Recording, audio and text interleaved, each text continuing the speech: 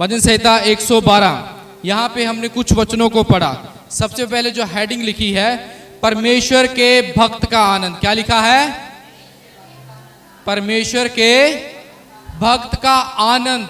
यानी जो परमेश्वर का भक्त होता है, जो परमेश्वर के पीछे चलता है, उसके जीवन में कैसे आनंद होता है। हालेलुया। यहाँ पे परमेश्वर के कितने भक्त हैं? जो जिनके हाथ नीचे वो भक्त नहीं है। यहाँ पे परमेश्वर के लगभग सारे भक्त हैं, लेकिन उस भक्त का आनंद कैसे होता है वो समझना है। लिखा है, क्या ही धन्य है वह पुरुष या स्त्री जो यहोवा का भय मानता है। इस बात को समझना है। वचन में साफ साफ लिखा है कि वो व्यक्ति धन्य है जो यहोवा का भय मानता है। यानी कोई भी काम करने से पहले यहोवा का डर मानना है। हालेलुया। चाहे आप अच्छा कर रहे हो, चाहे आप बुरा कर रहे हो, आपको ये समझ में आना चाहिए कि क्या ये काम करने के बाद परमेश्वर की महिमा होगी। इधर ध्यान दीजिए, समझ में आ रहा है? जब भी आप कोई काम करें तो पहले ये ध्यान दें कि क्या ये काम करने के बाद परमेश्वर की महिमा होगी, और उसकी आज्ञाओं से, यानी परमेश्वर की आज्ञाएं। परमेश्वर की आज्ञाएं क्या है? परमेश्वर की आज्ञा ये है कि गलत काम नहीं करना, झूठ नहीं बोलना, व्यभिचार नहीं करना, संगति में आना। क्या हम इन बातों से खुश होते हैं? अगर हम इन बातों से खुश नहीं होते तो हम धन्य नहीं हैं। अगर हम इस बात से खुश होते हैं कि आज संडे है, बड़ी खुशी के साथ हम सैटरडे को, शनिवार को तैयारी करते हैं, तब परमेश्वर खुश होता है, तब हम धन्य कहलाते हैं। और आगे लिखा है, उसका वंश पृथ्वी पर पराक्रमी होगा, सीधे लोगों की संतान आशीष पाएगी। हालेलुया। यहाँ पे एक या दो व्यक्तियों के बारे में बात नहीं हो रही है, वचन के अनुसार पीढ़ियों की बात हो रही है, वंश के बारे में बात हो रही है। पृथ्वी पर पराक्रमी होगा, यानी परमेश्वर अपने लोगों को बढ़ाएगा। आपको एक सिंपल सा उदाहरण देता हूं। हम दुनियावी जीवन में हम देखते हैं कि हमारे बच्चे, नौजवान भाई बहन सरकारी जो पेपर होता है उसकी तैयारी करते हैं, उसके लिए देते हैं, उसकी तैयारी करते हैं ताकि उन्हें सरकारी नौकरी मिल जाए। लेकिन उस सरकारी नौकरी के साथ साथ जब उन्हें नौकरी मिल जाती तो कई चीज़ें मिलती हैं। उन्हें रहने का घर मिलता है, और अगर कोई बड़ा ऑफिसर है तो उसे गाड़ी मिलती है, कई सहूलतें मिलती हैं। तो क्या वो जो सरकारी पेपर देता है वो क्या गाड़ी और क्वार्टर के लिए देता है? वो नौकरी के लिए देता है। समझ में आ रही मेरी बात? यानी जो कोई भी नौकरी के लिए पेपर देता है वो नौकरी के लिए देता है। वो ये नहीं चाहता, वो ये नहीं सोचता कि मुझे घर मिलेगा या गाड़ी मिलेगी। वो पहला ये सोचता कि मुझे नौकरी मिलेगी, उसके बाद उसके साथ वाली चीजें मिलती हैं। यहाँ पे ये जो वचन है इसमें भी आपको समझने की जरूरत है। यहाँ पे पहले वो परमेश्वर की ओर देख रहा है, बाकी चीजें बाद में अपने आप मिल जाएंगी। हालेलुया। कितनों को समझ आया? यानी परमेश्वर के पास आ जाओ, बाकी की जो सहूलतें हैं, बाकी के जो अलाउंस है वो अपने आप मिलेंगे। इस बात को समझना है। अगर कोई आपके आसपास कोई सरकारी नौकरी में है तो उनसे पूछना कि क्या क्या फायदे होते हैं।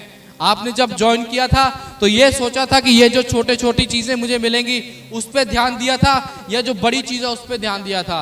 तो हमने बड़ी चीज पे ध्यान देना। हालेलुया। हमने बड़े परमेश्वर पे ध्यान देना है। आगे लिखा है, सीधे लोगों के लिए अंधकार के बीच में ज्योति उदय होती है, वह अनुग्रहकारी, दयावंत और धर्मी होता है। हालेलुया। यानी सीधे लोग, यहाँ पे सुनने लोगों के बारे में बात नहीं की गई। सीधे लोग मतलब जो हाँ को हाँ और ना को ना में कहें, यानी ये जो गलत है उसे गलत कहे, जो सही है उसे सही कहे। यहाँ पे वचन को जब आप ध्यान से पढ़ते हैं तो कंफ्यूज नहीं होना है। लिखा है, सीधे लोगों के लिए अंधकार के बीच में ज्योति उदय होती है। यानी सीधा बनना है लेकिन सुनने नहीं बनना है। सीधा बन के मतलब वचन के अनुसार दो धारी तलवार है, तो हमने भी सख्त रहना है, हमने भी एक परमेश्वर के लिए अणख रखने वाला बनना है। और सातवां वचन कहता है, वह बुरे समाचार से नहीं डरता। हम में से कितने मसीह हैं जो बुरी खबर से डरते हैं? अगर हम बुरी खबर से डरते हैं तो हमें अपना परमेश्वर में रिश्ता बढ़ाने की जरूरत है। अगर कभी परिवार में कोई बुरी बात हो जाए तो डरना नहीं। हालेलुया। वचन में लिखा है, वह बुरे समाचार से नहीं डरता जो परमेश्वर की आज्ञाओं पर चलता है, जो यहोवा का भय मानता है। और आगे लिखा है उसका हृदय यहोवा पर भरोसा रखने से स्थिर रहता है। यानी उसका मन, उसका हृदय, यानी बुरे समाचार से जो अगर डगमगा जाए लेकिन वो गिरेगा नहीं, वो इधर उधर नहीं होगा, क्योंकि अगर वो यहोवा पर भरोसा रखेगा तो वो मजबूत बना रहेगा। हालेलुया। और आगे 9वां वचन में लिखा है वह उदारता से दरिद्रों को दान, उसने उदारता से दरिद्रों को दान दिया, उसका धर्म सदा बना रहेगा और उसका सींग महिमा के साथ ऊंचा किया जाएगा। ये परमेश्वर का वायदा है, हमारा सींग परमेश्वर ऊंचा करने वाला है। हमने आराधना की शुरुआत में एक वचन पढ़ा, यदि यहोवा ही ना घर को बनाए तो बनाने वाले की मेहनत व्यर्थ है। यदि हमारे सींग को, हमारी इज्जत को यहोवा ही ना बढ़ाए तो हमारी मेहनत व्यर्थ है। हालेलुया। 10वां वचन, दुष्ट इसे देखकर कुड़ेगा, वह दांत पीस पीस कर गल जाएगा, दुष्टों की लालसा पूरी ना होगी। हालेलुया। ये उन लोगों के बारे में है जो हमारे विरुद्ध बातें करते हैं, हमारे विरुद्ध सोचते हैं। इस बात को समझिए, जो परमेश्वर के लोग हैं वो परमेश्वर में बने रहें। अगर आपके विरुद्ध कोई विचार करता है, आपके विरुद्ध किसी भी प्रकार की कोई भी गंदी बात करता है, वचन कहता है वो आपके खिलाफ पूरी नहीं होगी। वो ट्राइयां कर कर के फेल हो जाएंगे लेकिन आपको कुछ नहीं होगा, क्योंकि आप यहोवा का भय मानने वाले लोग हैं। हालेलुया।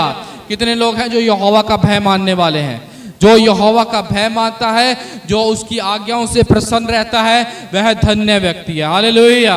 सब मेरे पीछे बोले, मैं यहोवा का भय मानने वाला हूं, मैं उसकी आज्ञाओं से प्रसन्न रहने वाला हूं, मैं बुरे समाचार से नहीं डरता, क्योंकि मैं बड़े परमेश्वर की ओर ध्यान देता हूं।